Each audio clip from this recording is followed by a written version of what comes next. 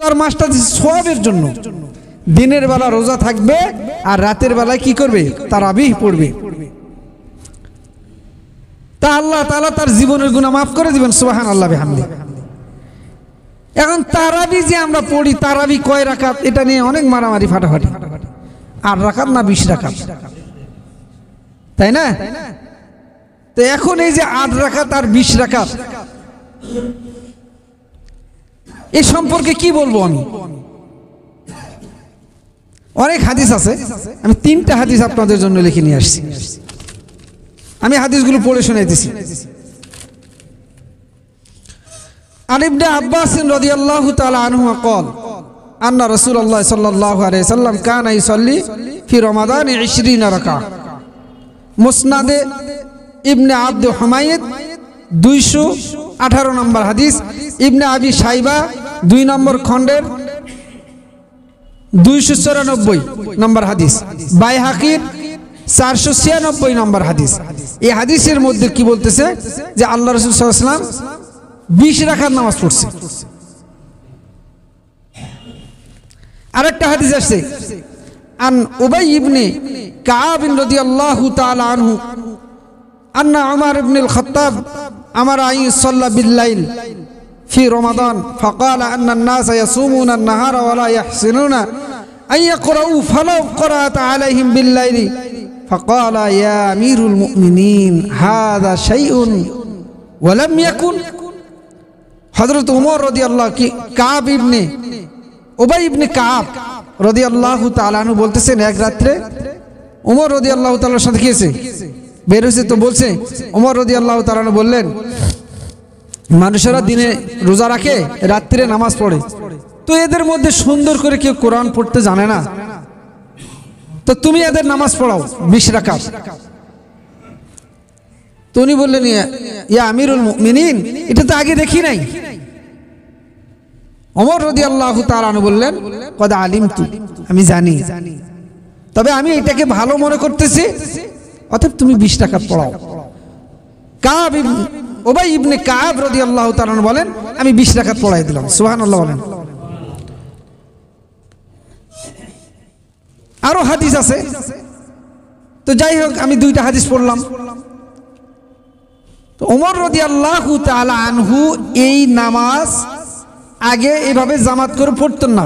হযরত ওমর বের হয়ে দেখলেন মসজিদের মধ্যে বিক্ষিপ্তভাবে মানুষেরা নামাজ পড়তেছে, কেউ একা পড়তেছে, ওখানে একজন, ওখানে একজন, ওখানে একজন, কোথাও আবার দেখলেন কিছু লোক একজন ইমামের পিছনে পড়তেছে।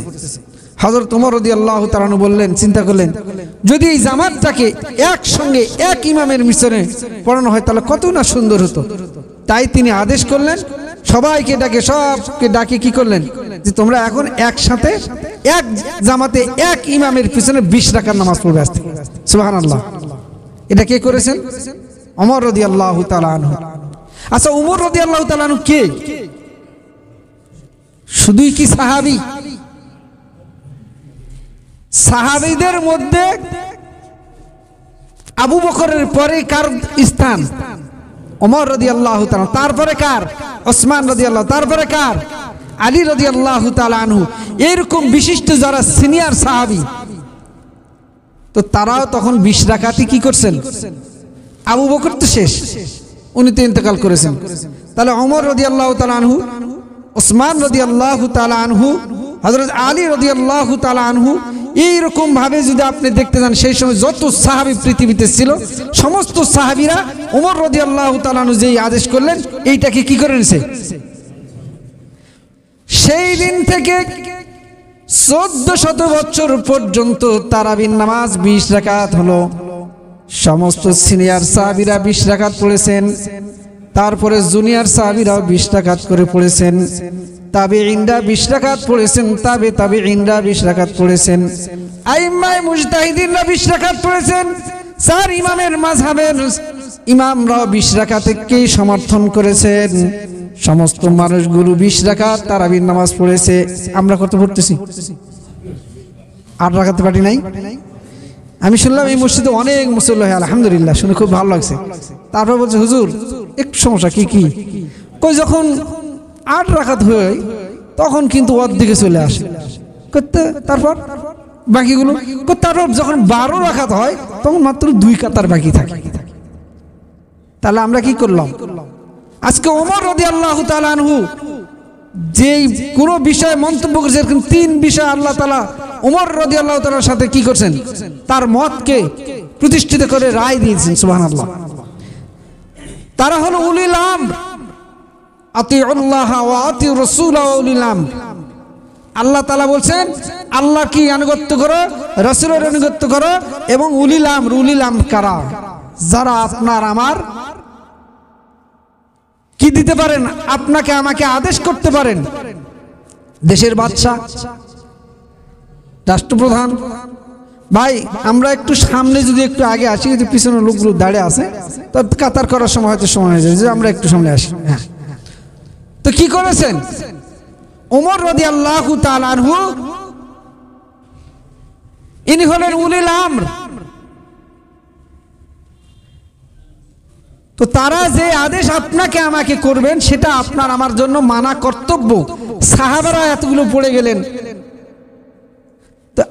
আল্লাহ রসুল উমর রাদিয়াল্লাহু তাআলা যখন খেলাফতের দায়িত্বে আসেন, তখন উমর রাদিয়াল্লাহু তাআলা বলছিলেন যে আমি খেলাফতের দায়িত্ব গ্রহণ করব। দায়িত্ব গ্রহণ করতে পালন করতে গিয়ে যদি আমি কোরআন সুন্নাহ বিরোধী কোনো কাজ করি, আইন করি, তাহলে তোমরা কি পারবে আমাকে সেটাকে সংশোধন করে দিতে?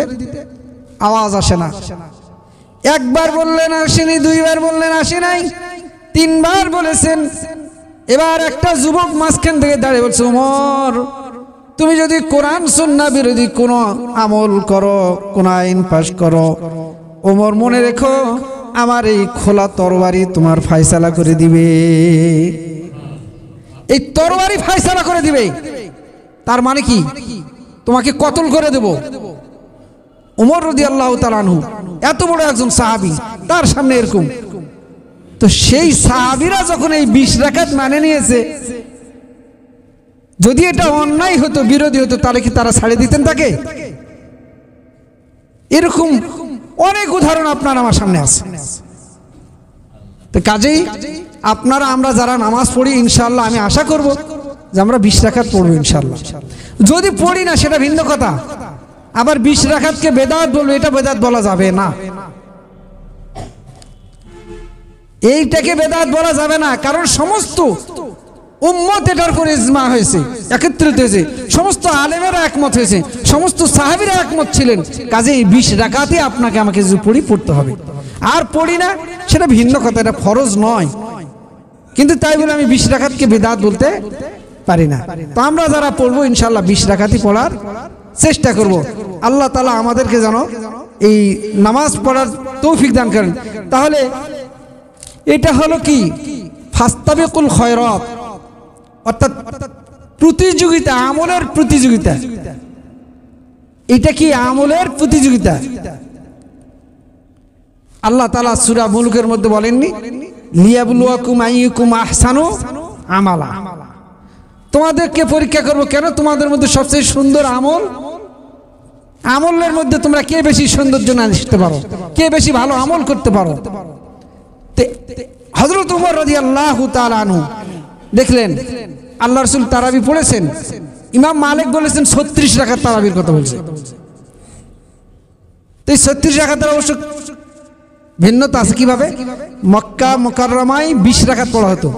তো প্রত্যেক 4 রাকাত পর পর তারা বাইতুল্লাহ শরীফ একটা করে কি করতেন? তাওয়াফ করতেন। তো এক তাওয়াফ মানে কয় চক্র?